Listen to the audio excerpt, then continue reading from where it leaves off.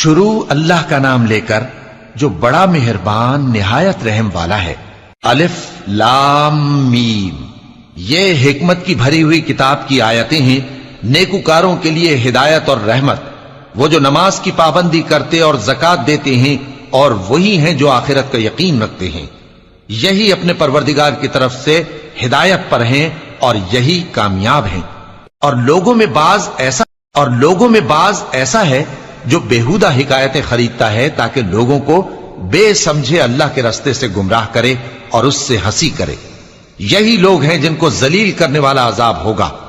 اور جب اس کو ہماری آیتیں سنائی جاتی ہیں تو اکڑ کر منہ پھیر لیتا ہے، گویا ان کو سنا ہی نہیں، جیسے اس کے کانوں میں ثقل ہے۔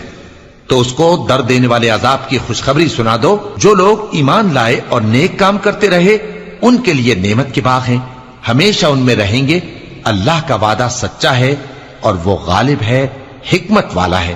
اسی نے آسمانوں کو ستونوں کے بغیر پیدا کیا جیسا کہ تم دیکھتے ہو، اور زمین میں پہاڑ بنا کر رکھ دیے تاکہ وہ تم کو لے کر ڈولنے نہ لگے، اور اس میں ہر طرح کے جانور پھیلا دیے۔ اور ہم ہی نے آسمان سے پانی نازل کیا، پھر اس میں ہر قسم کی نفیس چیزیں اگائیں۔ یہ تو اللہ کی تخلیق ہے۔ اب مجھے دکھاؤ کہ اللہ کے سوا جو ہستیاں ہیں انہوں نے کیا پیدا کیا ہے۔ حقیقت یہ ہے کہ یہ ظالم کھلی گمراہی میں ہیں۔ اور ہم نے لقمان کو دانائی بخشی کہ اللہ کا شکر کرو، اور جو شخص شکر کرتا ہے تو اپنے ہی فائدے کے لیے شکر کرتا ہے، اور جو ناشکری کرتا ہے تو اللہ بھی بے نیاز ہے، لائق حمد و ثنا ہے۔ اور اس وقت کو یاد کرو جب لقمان نے اپنے بیٹے کو نصیحت کرتے ہوئے کہا کہ بیٹا، اللہ کے ساتھ شرک نہ کرنا، شرک تو بڑا بھاری ظلم ہے۔ اور ہم نے انسان کو، جسے اس کی ماں تکلیف پر تکلیف سہ کر پیٹ میں اٹھائے رکھتی ہے، پھر اس کو دودھ پلاتی ہے، اور آخر کار 2 برس میں اس کا دودھ چھڑانا ہوتا ہے، میں نے تاکید کی ہے کہ میرا بھی شکر کرتا رہے اور اپنے ماں باپ کا بھی، کہ تم کو میری ہی طرف لوٹ کر آنا ہے۔ اور اگر وہ دونوں تجھ پر زور ڈالیں کہ تو میرے ساتھ کسی ایسی چیز کو شریک کرے جس کا تجھے کچھ بھی علم نہیں، تو ان کا کہا نہ ماننا، ہاں دنیا کے کاموں میں ان کا اچھی طرح ساتھ دینا، اور جو شخص میری طرف رجوع لائے اس کے راستے پر چلنا، پھر تم کو میری طرف لوٹ کر آنا ہے، تو جو کام تم کرتے رہے ہو سب سے تم کو آگاہ کر دوں گا۔ لقمان نے یہ بھی کہا کہ بیٹا، اگر کوئی عمل چاہے رائی کے دانے کے برابر بھی چھوٹا ہو، اور ہو بھی کسی پتھر کے اندر یا آسمانوں میں مخفی ہو یا زمین میں، اللہ اس کو قیامت کے دن لا موجود کرے گا۔ کچھ شک نہیں کہ اللہ باریک بین ہے، خبردار ہے۔ بیٹا، نماز کی پابندی رکھنا اور لوگوں کو اچھے کاموں کے کرنے کا مشورہ دیتے رہنا، بری باتوں سے منع کرتے رہنا، اور جو مصیبت تجھ پر واقع ہو اس پر صبر کرنا، بے شک یہ بڑی ہمت کے کام ہیں۔ اور تکبر کرتے ہوئے لوگوں کے سامنے گال نہ پھلانا اور زمین میں اکڑ کر نہ چلنا، اس لیے کہ اللہ کسی اترانے والے شیخی خورے کو پسند نہیں کرتا۔ اور اپنی چال میں اعتدال کیے رہنا، اور بولتے وقت ذرا آواز نیچی رکھنا، کیونکہ بہت اونچی آواز گدھوں کی سی ہے، اور کچھ شک نہیں کہ سب سے بری آواز گدھوں کی ہوتی ہے۔ کیا تم نے نہیں دیکھا کہ جو کچھ آسمانوں میں اور جو کچھ زمین میں ہے سب کو اللہ نے تمہارے قابو میں کر دیا ہے، اور تم پر اپنی ظاہری اور باطنی نعمتیں پوری کر دی ہیں۔ اور بعض لوگ ایسے ہیں کہ اللہ کے بارے میں جھگڑتے ہیں، نہ علم رکھتے ہیں اور نہ ہدایت اور نہ کتاب روشن۔ اور جب ان سے کہا جاتا ہے کہ جو کتاب اللہ نے نازل فرمائی ہے اس کی پیروی کرو، تو کہتے ہیں کہ ہم تو اسی کی پیروی کریں گے جس پر ہم نے اپنے باپ دادوں کو پایا۔ بھلا اگرچہ شیطان ان کو دوزخ کے عذاب کی طرف بلاتا ہو تب بھی۔ اور جو شخص اپنے آپ کو اللہ کا فرما بردار کر دے اور نیکوکار بھی ہو تو اس نے مضبوط کڑا تھام لیا، اور سب کاموں کا انجام اللہ ہی کی طرف ہے۔ اور جو کفر کرے تو اس کا کفر تمہیں غمناک نہ کر دے۔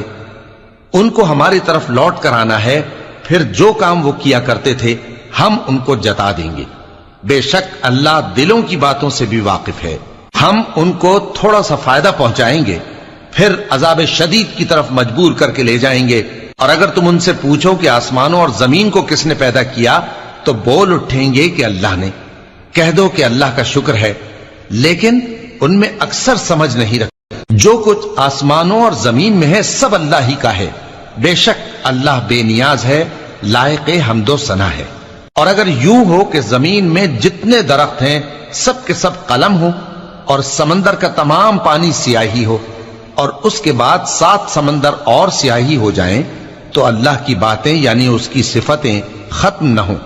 بے شک اللہ غالب ہے، حکمت والا ہے۔ اللہ کو تمہارا پیدا کرنا اور جلا اٹھانا ایک شخص کے پیدا کرنے اور جلا اٹھانے کی طرح ہے۔ بے شک اللہ سننے والا ہے، دیکھنے والا ہے۔ کیا تم نے نہیں دیکھا کہ اللہ ہی رات کو دن میں داخل کرتا ہے اور دن کو رات میں داخل کرتا ہے، اور اسی نے سورج اور چاند کو کام میں لگا رکھا ہے، ہر ایک وقت مقرر تک چل رہا ہے، اور یہ کہ اللہ تمہارے سب اعمال سے خبردار ہے۔